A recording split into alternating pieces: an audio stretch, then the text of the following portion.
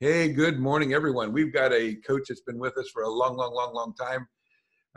In front of me, take a look. This dude has been the funny personality of our trip. So he's been with us for lots of years. Monte, introduce yourself, a little bit about your background, if you would. Well, hey, good morning, Kurt. Good morning out there, Cup World, and appreciate you joining in and grabbing and listening to us, or seeing us here in a little bit. My name's Monte Gaddis, father of two. Both my daughters have been on this Cup trip. It's an exceptional trip. I coach high school softball. My full-time job is a law enforcement officer. I'm a detective with our local sheriff's department. At the ripe age of 48 years old, I act about 12 half the time, and I'm sure Kurt would attest to that. But I think that's part of the fun and joy of hanging out with this group. I think I kind of bring a good mix to it. So. That is very true. If there's something ornery going on and Monty's not around, he's either set it up, he's behind the scenes doing it. I think he's pickpocketed about half of the Cup trip. He actually leaves the Cup trip with money. Wonders where all their money's gone. So, but that's Monte and his running mates, other coaches. In fact, that's the kind of fun we have. But hey, tell us what can your team expect when they get there that they might find unusual about this trip? Let's say they arrive and they're there. What are they first going to expect? Well, and I'm assuming you're talking more particular about softball, and I'll go that route first in case there's something else. But the softball game is a lot different with what we're playing over here than what we play what we play in the States. Over there, they play a lot of fast-paced game, a lot of stolen bases, slaps, beating stuff out, quick action kind of ball. Whereas in America, like I've said over the last 9 years that I've been there, I think any team that I had, we could have easily won the Cup if we were playing outdoors, because most of our teams seem to have a lot of power. But the teams we face typically are a lot of fast girls, like to slap the ball. And it's a lot different surface. When you're playing on that gym floor, we're not as used to playing on that as much as playing outdoors. So I do think it takes a little bit of time to adjust for our players. And I know a few years ago in the old format, the way it wasn't as beneficial to the American teams. But now with the new format, it makes it more beneficial to the American teams because we get a couple games to get used to the playing surface. So I think it makes it better for us. Yeah, so on that side, and I do know that most of these girls probably know or will soon know that this is a very, very, very fast game. So it's different that way as well. So on the arrival side, when they're in the new country, now we're talking about what are they going to see outside the lines that they might be looking forward to, or they don't know yet, or they're going to be surprised at. Anything come to mind off the top? Oh yeah, that first day when you first get off the plane, you first step into that airport. It's probably almost instant panic. I remember the first time I did it, not knowing where I was at. I was in a whole new country. Sure, you can read the signs, but a majority of the signs are in a different language to us, but there are obviously most of them are in English too. But what you see, the predominant language isn't English that we're used to. So there's a little bit of a panic that kind of sets aside. I found over the last couple of years, especially when I start telling my parents that this is my 6th, 7th, 8th, 9th trip, a lot of times when we get off the plane, they click to you like a magnet, and they will not let you get away from them no matter what. If you go to the men's restroom, they want to follow you in there because they don't want you to leave them. So you've got a couple girls that you know on this team. Emily's one of them. I don't think she was on your team last time, but she's a 2-time Cup girl. She's your first baseman. Okay. Pascala, tell us a little bit about Pascala so that your team knows a little bit about her. Oh man, I can't say enough about Pascala and her family.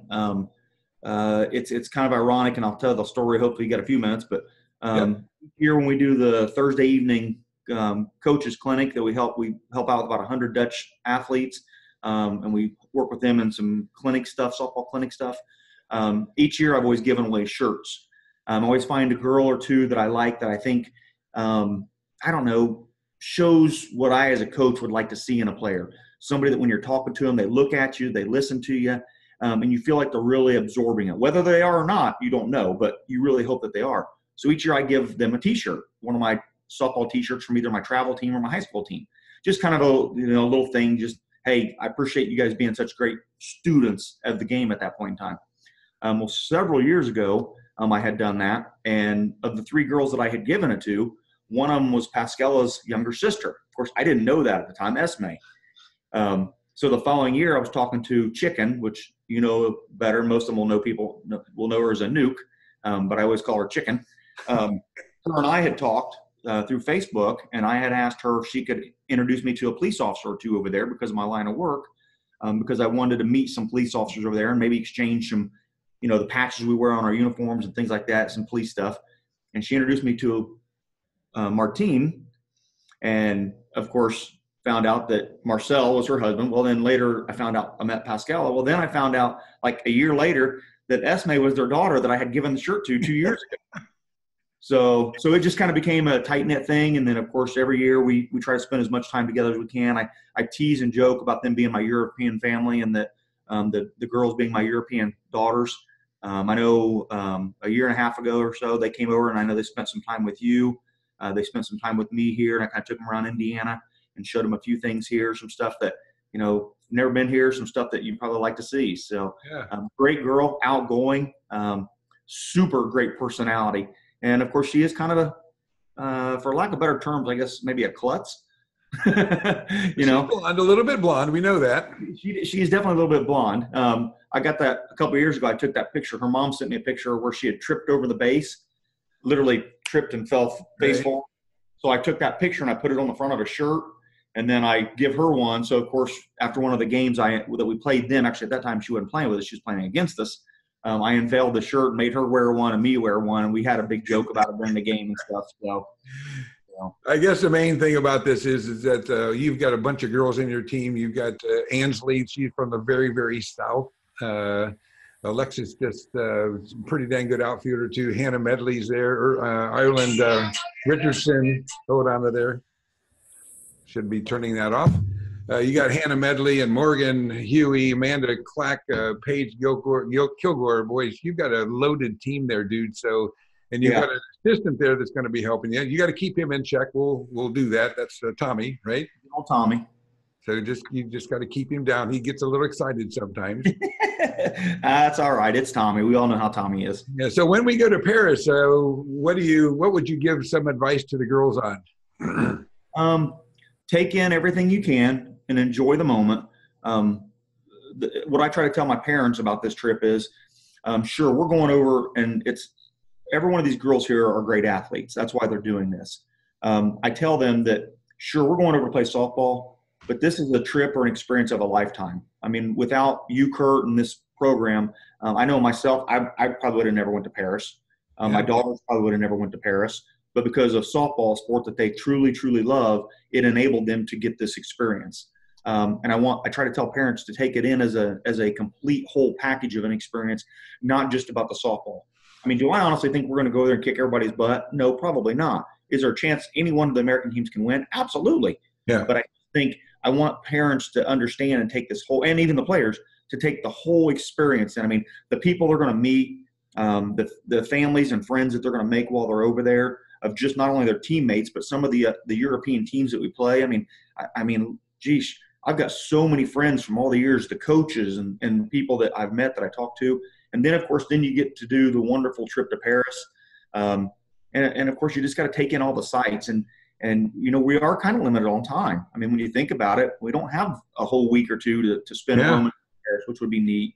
But we do get to see some of the main sites. And one thing to make sure to remind people, and I know you guys take care of all that in the emails and everything, but the Louvre, which is something everybody wants to go see, that thing is closed on Tuesdays, and I've had so many people upset because they can't get in there because they forget and they try to go on Tuesday. But don't you use the keys that you have there to get into buildings? Don't you go in the back door on Tuesdays sometimes? Well, I can. I mean, I've got full access to anywhere. I've got those lock keys, so I can do anything I want, but you're not supposed to tell anybody that. Now, the Federale police over there are going to be chasing me when I'm over there this time. I mean, I got detained in the airport that one time for over 3 hours. So, oh my gosh, that's funny. Anyhow, guys, thanks so much for hanging out and listening to this. Monte's one awesome dude. We're super proud to have him be part of our team. He's year number 9 coming up, and many, many more to come. So, thank you, Monte, for hanging out and giving us a little bit of outlook. And pass this on to your team. They're going to be anxious to hear what you say there. All right, Kurt. I look forward to hearing from you, buddy, and we'll see you soon. All righty.